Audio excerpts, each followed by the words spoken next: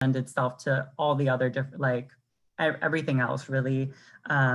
You know, and earlier I touched upon that, like, we don't just get people's like medical concerns, right? You know, they bring up housing, they bring up employment, and all of those, you know, truly have a direct impact on their health outcomes. And, you know, trying to connect them to those resources, you know, is really challenging when you're bringing so many of those different layers and, you know, identities and obstacles that you're trying to overcome. But even without all of those, you know, or some of the safety nets that like maybe other people take for granted, it's such a beautiful thing to see the resiliency. And you said the mutual aid that goes on. You know, I feel like I'm constantly fundraising, you know, for my community and making sure that people, like, the coins are getting there, you know, and you know, so it's, I don't always like to paint it out as such a dim, gloomy picture, you know, with tons of issues. Like, there is beautiful work and resiliency and community support and mutual aid that is going on at the same time. So yeah, I think, you know, I would imagine that this is something that, you know, of course, like all Spanish speaking people have to navigate. Specifically within my community, there's just those extra layers, right? Of, you know, are they going to get discriminated against? Is there going to be any kind of phobias thrown at them? And, you know, and what happens when they do encounter that? I like to try and shield people as much as possible from it, but, you know, we're not always there to catch those things or to correct people when incorrect language is used. And that's a big one for me too. It's, you know, there was a situation where, you know, we had a someone who worked in a pharmacy and kept using the incorrect language around, you know, a person's immigration status. And after I corrected them and told them the correct language that needs to be used, they still weren't compliant. And I don't accept that. And, you know, I fought for that person, you know, to receive more training or get, you know, called in by, you know, someone higher up, you know, to check that language, because, you know, they're providing a service to my community, you know, going to the pharmacy and getting refills and whatnot. And I'm not going to have them encounter someone, you know, that, you know, is xenophobic. And, you know, addressing you know, those issues head on, and realizing that, you know, everyone has to be on board. So yeah, those, you know, those are just a few of the issues that have come up like over the years. But I will say that, you know, even with all of that, there's still beautiful work that's going on. There's still so much resiliency, and this is definitely getting more on people's radars, and I'm seeing the resources grow. Yeah, definitely. And it's, you know, you talked a lot about empowerment, you know, making sure people are knowledgeable and involved and actively engaged in that care to receive the best quality care that they can. Mm-hmm. We did have Alessandra join us, so we give some space to Alessandra if you would like to introduce yourself, share a little bit about your work, and yeah, and we'll have some conversation. Alessandra, are you there? Hola, buenas noches, buenas noches, buenas tardes a todos, a todex.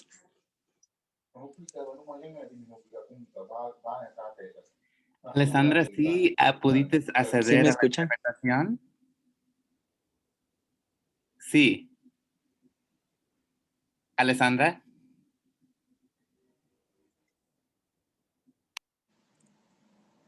Yo sí. Oh, ok, bueno. ¿Sabes cómo acceder a la interpretación en el Zoom?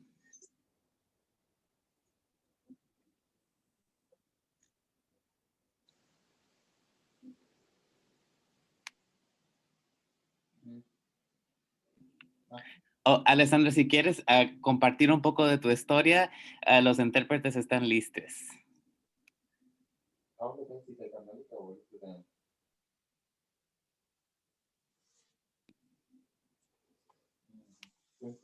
Bueno, buenas tardes a todos. Mi nombre es Alessandra López. Mis pronombres son ella y ellas. Y estoy muy alegre de estar aquí con ustedes compartiendo. Y pues, ¿qué puedo decir? Uno de los trabajos que hago aquí en el sur con la comunidad latina, pues tal vez muchos ya conocen un poco de mí. Yo soy originaria de Honduras. Tengo 2 años de estar aquí, ya voy para 3. Y pues me gusta participar de estos eventos porque la verdad que es bueno que las comunidades en otras partes puedan saber de lo que está sucediendo con toda la comunidad en cualquier parte del mundo o también dentro de los Estados Unidos.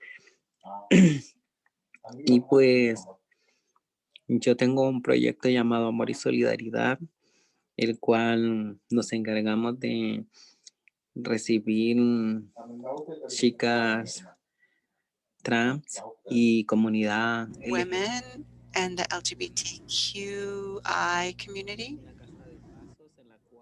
It's a house where, a guest house where we can offer food, a roof where they can be under for a while.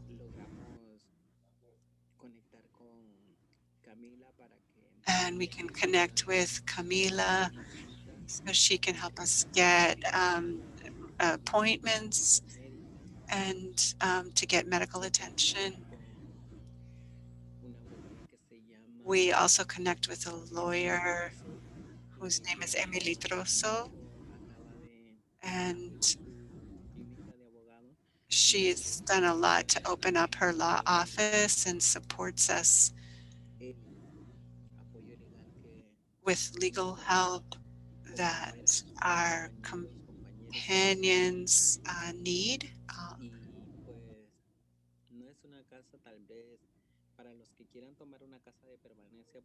It's for anybody who wants a permanent housing arrangement. They can stay for a while, but it's normally a guest house where we can support people to go who are coming out of detention to have safe housing and support them in whatever decisions they need to make. There are many who've traveled to other states or they're in other areas where they're alone and or they're with other companions from the community.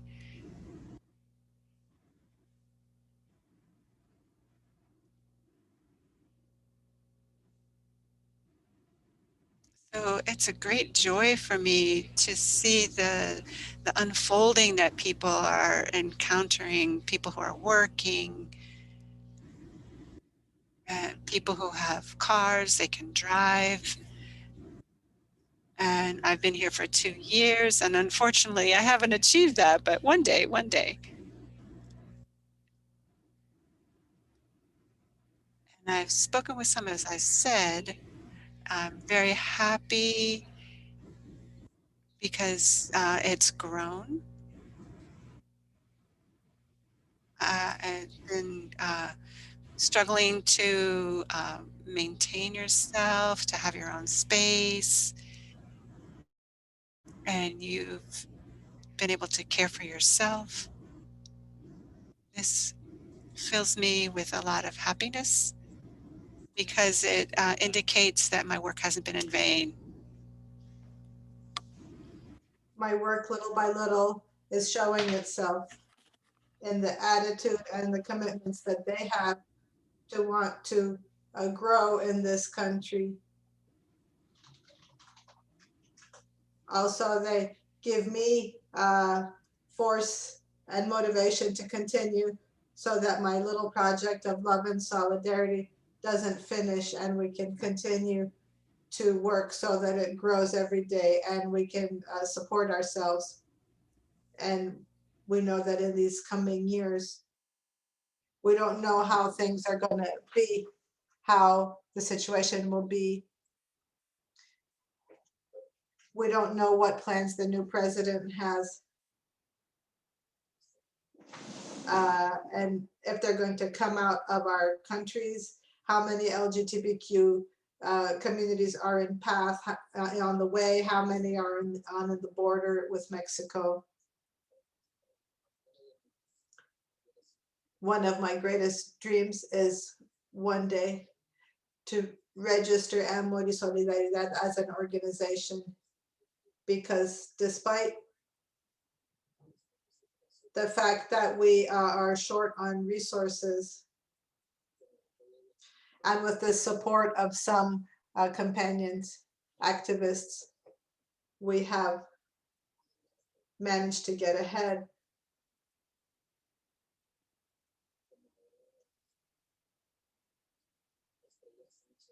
Like Estrella Sanchez from Atlanta, Georgia, from Community Stadium. Adelie from Breakout, another companion that I only know her name, Petrona. Camila from Tulip House in Kresinger. And in truth, the support and work of these warrior women makes me be able to fight to achieve what I want. This is a dream that I have, that Amor y Solidaridad become an organization one day, and that it be able to receive funds to sustain itself and to continue to support our community, because truly, I think for me, it's sad to see the same destruction that exists between the different communities. And I've always thought that it's not enough. The discrimination that we receive from the heterosexual community is not enough, or the laws from some machista countries, but also among the same community of our own community. Sometimes we want to destroy ourselves. And I also belong to the LGBTQ community, and some are warriors, or some like to get into fights, but I'm part of this community too. And it's sad that sometimes within our same community, there's people who want to destroy each other.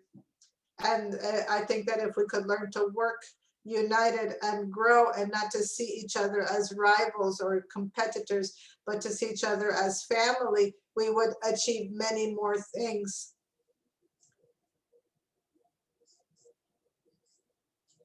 Sometimes we ask to be listened to, and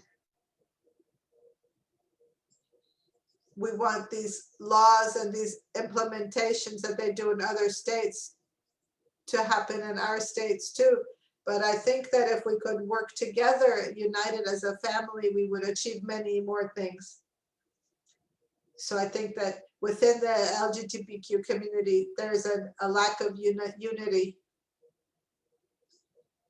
And this is a barrier that separates us from reaching many of our goals. But we hope that we can break these barriers and bring down these laws that we ourselves put into action. And it's good to learn. I think I say that every day that passes, I always learn something new. There's always something in this day that makes me laugh or makes me cry or that sustains me.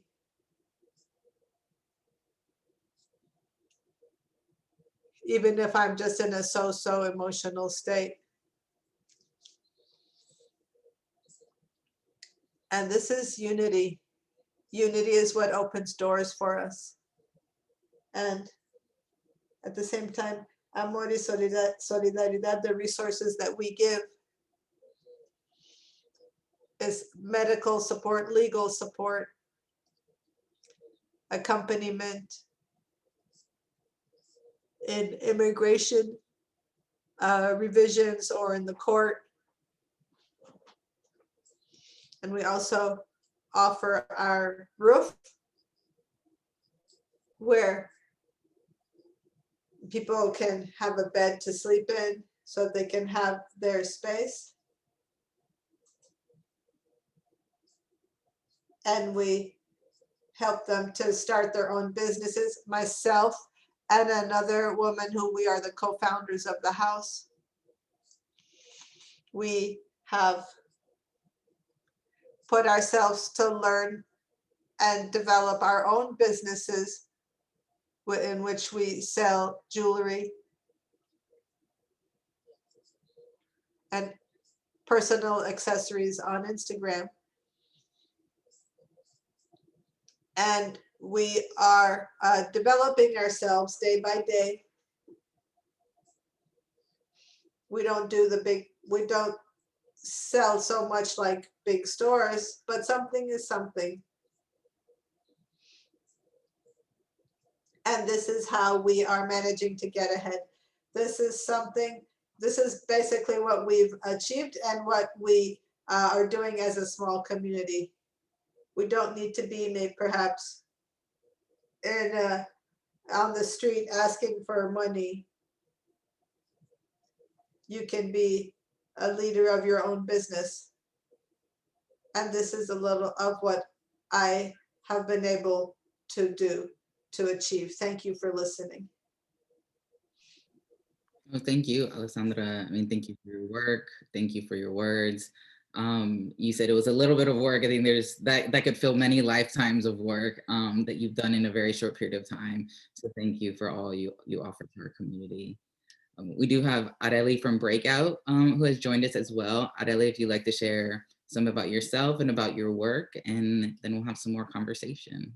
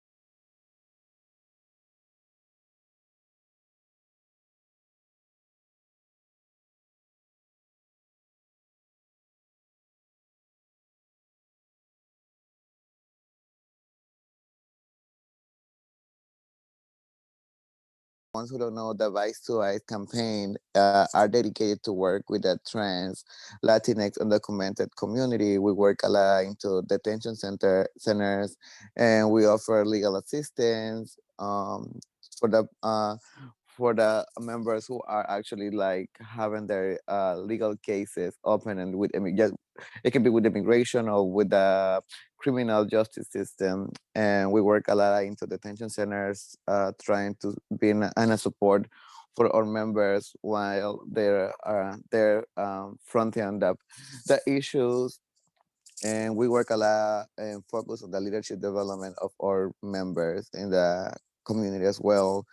We offered high set programs in the office where our members can come and get their GED done in our facilities. And yes, we main focus on the leadership development of our communities. Thank you, Arely. I've loved seeing sort of like all of these connections between you all. You know, Alessandra, you talked about, you know, we face a lot of division even within our own community. And you also talked about warrior women who like clearly you three are, and how you all have found ways to connect to each other, you know, and you know, within our own trans community. I know that we often have to look towards each other because we understand what the process is like or what that life is like to navigate in this world. And y'all been able to connect to each other in this way.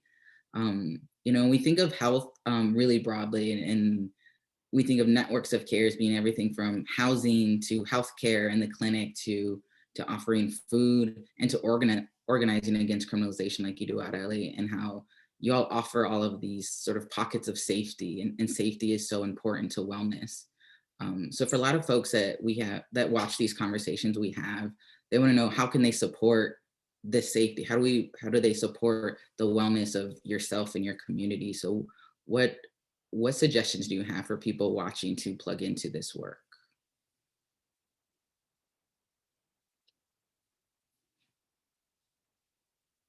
Camila, would you like to kick us off?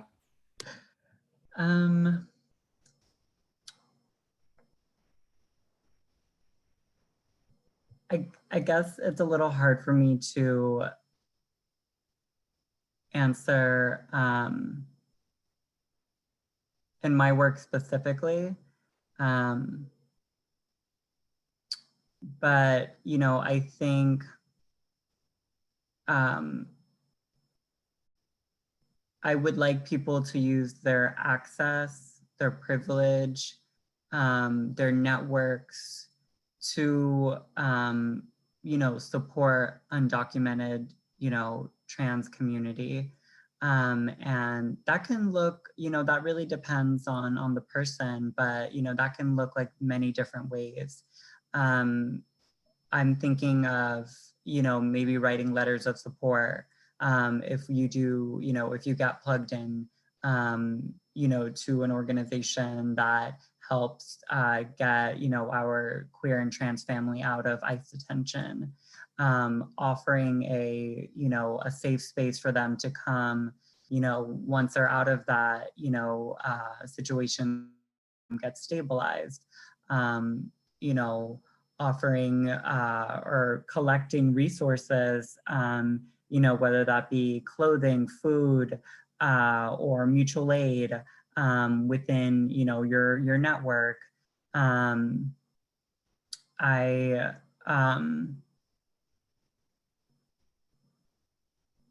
I think getting connected to your local organizers is really the first step, and to see what are the needs specific to that area, or, you know, the barriers or the challenges that community in that area is, you know, is facing, and looking for those opportunities to reach out, to connect, even if you don't know the language. You know, you definitely still can. We have these technological tools, right? Use them. They're not always the greatest, but, you know, we get the point.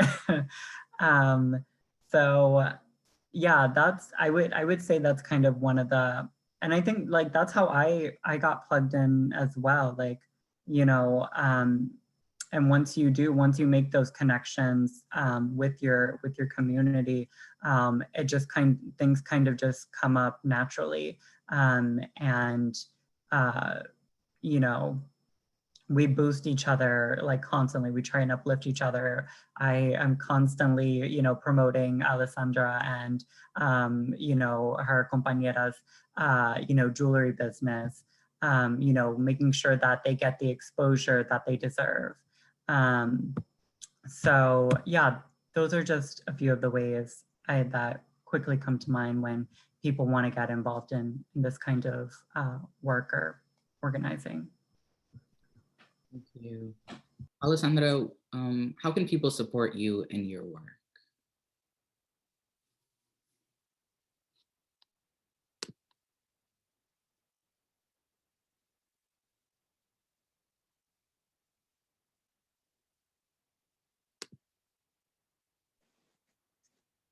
Hola.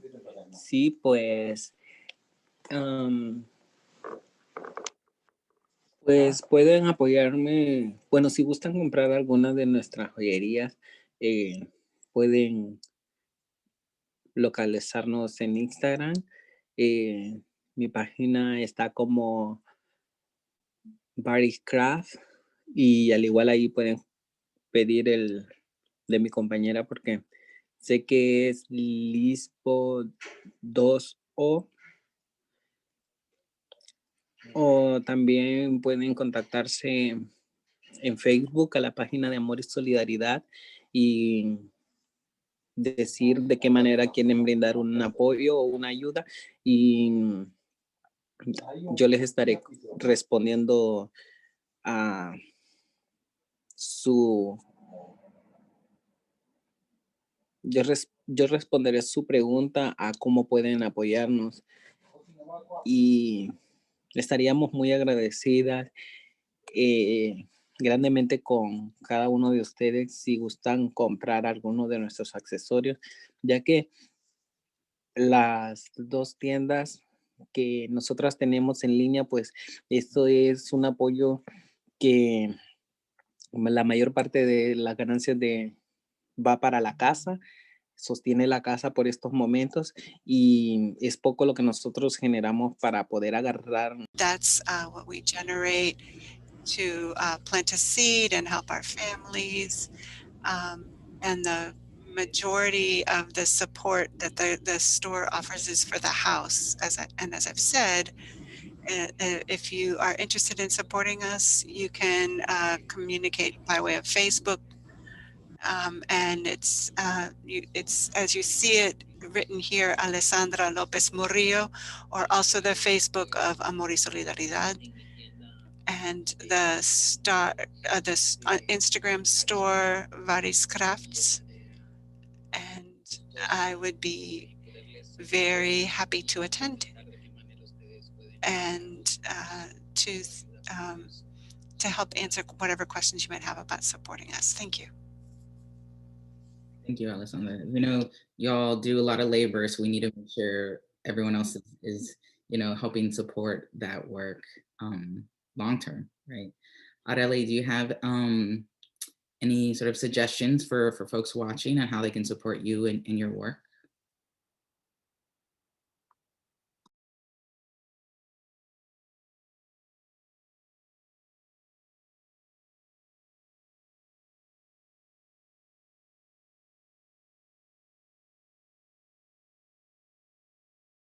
Their clothes, you can like, you know, drop it off to like Amor en Solidaridad or House of Tulip, which is also where Camila is part of the project too.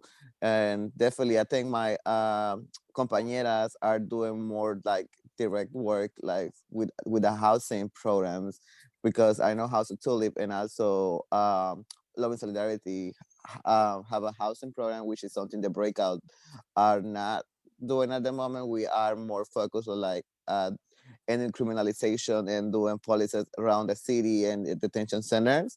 And but yeah, definitely if you are around the south, like if you got resources, clothing, or you want to donate to go to or organization page and donate definitely is one of the best ways to support. And if you are not in the South, I will just say like get involved with what are the organizations around the city or around the South doing the work, and try to support them by giving them some roses. And also I will say like even like if you're doing like organizing campaign nationally and you think that we can be part of it, like just hit us up and we can try and organize together on the national way with y'all.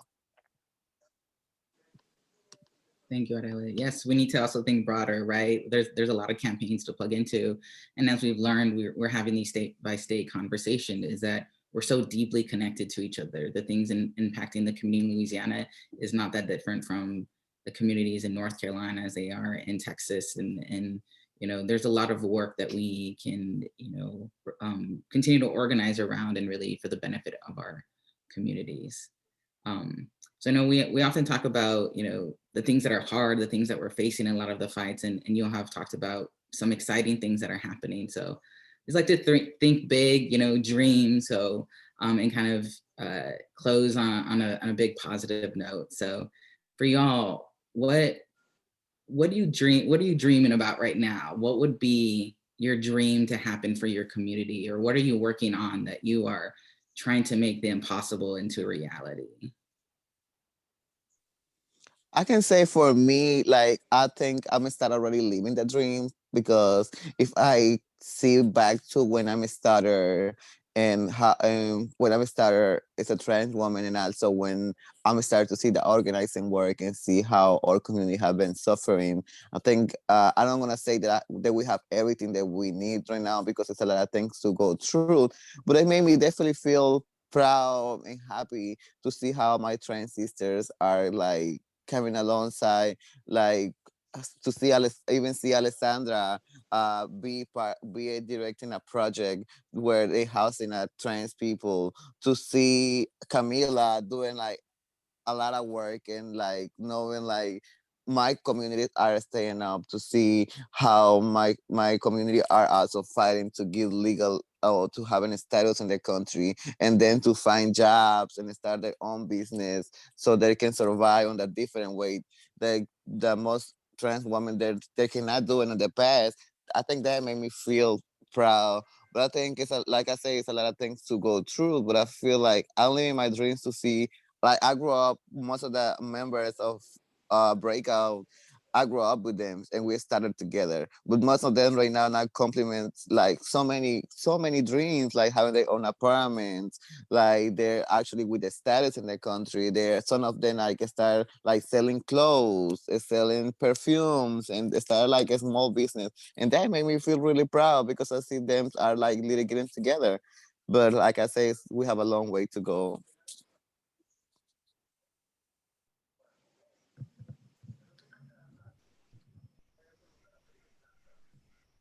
I think, yeah, Areli touched upon a lot of, I just want to echo a lot of what she said too, but just also like, I think, you know, organizing in the South seems like, you know, we're all in these red states, very conservative places, right? But we have these, like, we're in these bubbles, and there is a lot of radical community organizing that is going on. And I don't think it gets the credit or the attention that it deserves. You know, I think a lot of movement, you know, I think of the bigger cities, right? San Francisco, Los Angeles, New York, you know, but there is incredible work, you know, and resiliency that's going on in the South that deserves more attention. And you know, we have now 2 housing, you know, programs, you know, in New Orleans, House of Tulip and Amor y Solidaridad. So you know, that to me is like has been a huge dream come true, because you know, housing has been historically has been such a hard issue, and it still is for a lot of people, right? You know, especially if, you know, you're you know, if a landlord requires background checks or credit checks or, you know, whatever, we all know all the barriers that exist to housing. But then on top of that, you know, finding someone that is, you know, trans friendly. So, you know, those two projects to me are really, you know, and with Breakout, you know, working against, you know, decriminalization of our communities. So I would just love to see them get more of their roses, more of the credit and attention that they deserve. And, you know, realizing too that like our community doesn't always, like we don't have those same safety nets, right? That, you know, other people might have, whether that be their family support. You know, a lot of us lose our family support when we decide to start transitioning, especially in, you know, sometimes in the Latin community, you know, because of machismo and religion. And, you know, depending on your status too, you know, throughout this pandemic, you know, the US population hasn't received the resources and help that it's, you know, that we needed. But that's even more so, you know, for people who are undocumented. And I think it's, you know, it's put this magnifying glass on, you know, all the failures within our systems. But even with all of those things, but, you know, through community organizing and mutual aid, people are still blooming. And I just want to see more of that continue to happen. And, you know, this is, you know, I'm going to echo what I've heard, you know, Black trans women say, that this is a movement, not a moment. So we can't lose that sense of urgency. And, you know, I don't want things to ever feel like they're going back to normal, right? Because there still is so much work that needs to be done towards our liberation.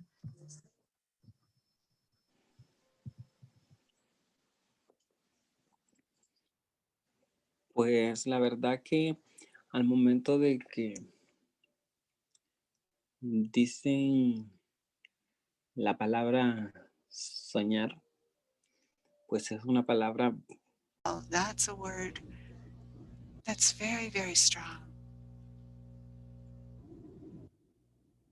Because there are many communities whose what we dream we want to have happen now, because it's now.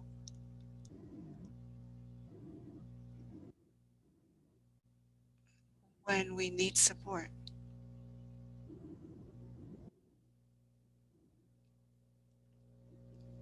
It's the time when we need safe spaces.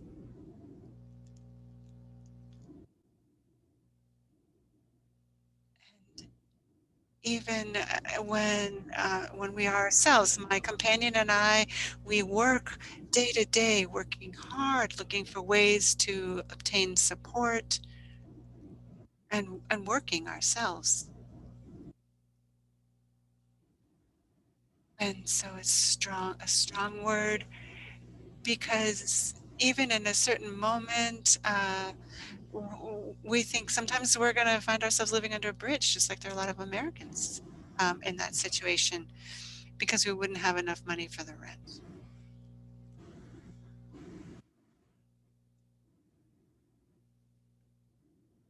But as my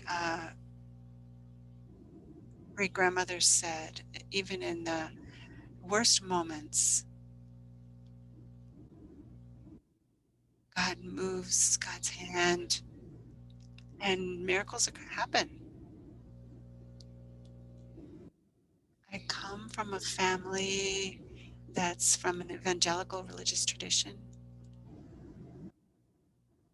And the principles that were inculcated in me is that in spite of everything, in spite of who you are,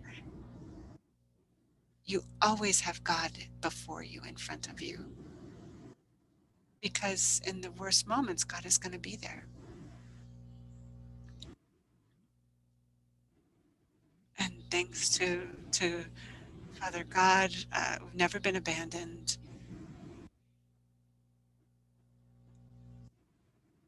And always been there to support us. So for me, my biggest dreams, well, I could say there are many, but the most important ones are to have enough for myself and my community to be able to offer safe housing and that my store can grow, and that the next workshops that I come to or conferences that I come to, in spite of, in, because in many conferences we talk about all the time, and maybe we need to change something to refocus in these conferences, not always looking at the same thing, but in the next conferences we can focus on unity and to unite the community, because as I say, if we work in unity, we can accomplish many things. Uh, and I've heard many people say, I don't get along well with those gay guys because they're abusive, they're very overpowering. And I think that everybody has their own opinion, and perhaps they've met different people. But in my case, I've known some gay folks that I've been able to get along really well with and share time with. And there are some that are that they'll say to me, "You're like my mom," and you look like my son. I say to them. There's a young person who came to the house, and he lost his mother, and being here at the house we shared some times, and he said, wow. And he's now in Houston, he's working, he seems to be well, but he said to me, I'm gonna go, but I know that in whatever time that I need the warmth of my mother, I can come here and share with you.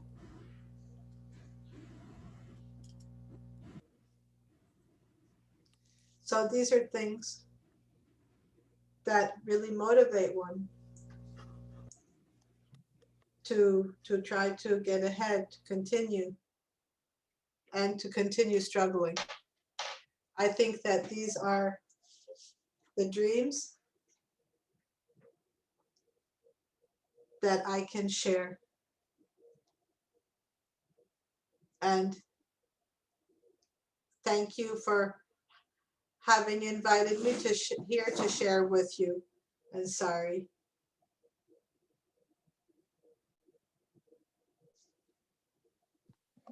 No, thank you all. I mean, you all offer so much love, so much labor, so much of yourself that you invest into your people and your community. And as Arale said, you know, being able to see her trans sisters be these role models is huge. Is already a dream that exists right now, and you all serve as inspiration for so many of us. So thank you for sharing and for your testimonies.